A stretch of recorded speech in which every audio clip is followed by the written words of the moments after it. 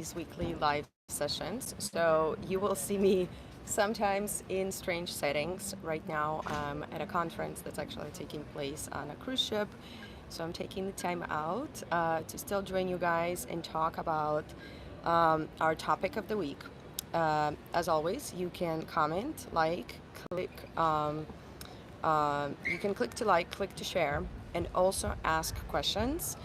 If you didn't get a chance to catch the live session and you have some questions that you want me to address, you can send them to us, either comment on the prior videos or you can just shoot us an email. Because the idea for these live sessions is to give you guys as much information on topics that are relevant to you. So today we're going to talk about the pros and cons of using loans for EB-5 investments. A super hot topic now. A ton of EB-5 investors are using different types of loans. So we'll talk about what's working, what's not working, and what to look out for. As always, anything I'm saying on these videos is not legal advice. It's for education purposes only. Every case is specific, so your situation is going to be different from that of another individual in a similar situation.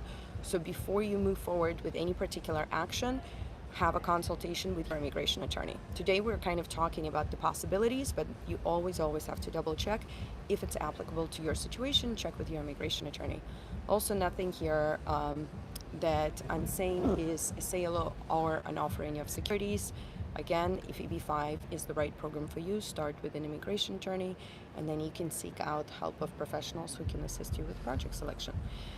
All right, so pros and cons of using loans for EB-5 investments. The pros are that you really don't have to sell your assets if you're trying to utilize the EB-5 program. Loans are allowed to, so proceeds of a loan. So if I get a loan, I take the cash that I got from this loan and I can invest that money into the project. As long as my loan is not secured by the assets of this project, right? The assets of the NCE are not used as a collateral for my loan, I'm allowed to use a loan. So that's an acceptable source of funds. It's acceptable under the law. Now, how do we see this applied in real life? Sometimes people will borrow money from their friends and family to make an investment. So all of the amount or partial. Sometimes that's because they have assets of their own, but they just don't want to sell them. They don't want to sell their house or stocks or other assets. They can borrow. Sometimes we just see friends and family who want to assist their relatives in obtaining an EB-5 visa. Oh, the sun is coming out, so maybe this location was not, as as good of an idea as originally thought. But let's see how we can make it work. But so using loans is definitely acceptable. You have to be a little bit careful. Guys, I'm trying to see if I need to pause this because it's kind of blazing. Oh, I have a hat. We have a solution. There you go. We can continue because I thought I was going to have to switch because the sun is really coming out. All right. Pros and cons of using a loan. The pros are that you can use all sorts of loans, and it can be secured and unsecured. What does that mean? I can take a loan against my house, so that's a secured loan. Someone can lend me money, and I can use, my art, my stock, my other assets as collateral, so that's a secured loan. Or if my sister wants to give me a loan and she's not asking me to secure it in any way, she trusts me that I will eventually repay her when I can, that's an unsecured loan, and it is allowed under the EB-5 program. There was actually a very important case, Zhang versus USCIS, that was decided about 5 years ago. Until that point, USCIS took a stance that any loan you take has to be secured by your personal property. After this lawsuit was litigated, a federal judge said, no, that's not what the law says. If you're personally primarily responsible for the loan, you don't have to put up collateral if the lender is willing you to give that money. So we've seen this used a lot because sometimes friends and family want to help, but they don't necessarily want to give a gift of hundreds of thousands of dollars. Like, they're willing to lend the money to their nephew or lend the money to their sister, but they're not, they don't want to part with that money forever. So now you can use an unsecured loan. And an important thing to know, if you're taking out your loan and it's not from a bank, if your loan is not from a banking institution, it's from an individual or another company that's not a banking institution, you will have to provide the full source of funds for the lender. So once again, to the example of my sister, if I'm borrowing money from my sister, she has to be willing to provide her source of funds documentation, right? So her tax returns, her statements, and you also want to have a conversation with them to let them know, like, listen, USCIS sometimes comes back and asks for more documentation after we submit our initial evidence. Will you be willing and able to provide that documentation? So obviously you might want to try to gather as much evidence in advance, but you also want to make sure that if you're borrowing money and it's not from a banking institution, that the person or the company you're borrowing from are willing to help you. In a company context, same thing. Sometimes you may have a friend who owns his own company 100%. They have, profits and cash in the company that they have not distributed to themselves as a dividend.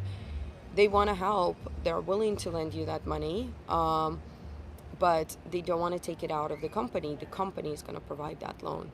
So keep in mind, you need to be able to provide company tax returns to show that this company is a lawful, is engaged in lawful activity. Home equity lines of credit, super common. If you have a house, maybe you've been working in the US on H-1B, or maybe you have a house somewhere outside of the United States, you can take out a home equity line of credit against your house, use that cash for the EB-5 investment.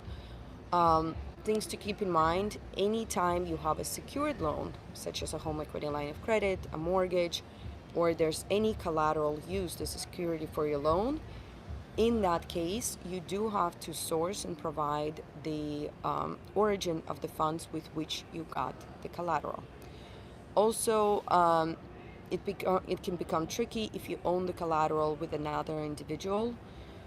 So if me and my sister own a house, I'm trying to take a mortgage out against it, that the proceeds of that mortgage may not be considered my personal money because the collateral is shared with my sister and I. So she would have to document that she's either gifting or, allowing me to use that money towards a B5. So your attorney will have to document that to show that it's my personal money. Okay. So we talked about home equity lines of credit, borrowing money against your home. You can borrow money against your stock portfolio. Anytime you borrow against an asset is a collateral, you need to show the source of funds where you got this collateral. It's easier if you're using an unsecured loan, because in an unsecured loan, there's no collateral, so you don't have to show that additional source of funds. But here's something, and this is my recommendation, okay, it's based on my reading of the law. If you're making any future payments on these loans, collect the documents to show the lawful source for that, because the law clearly states that you are allowed to use proceeds of a loan, but not to circumvent any source of funds requirements.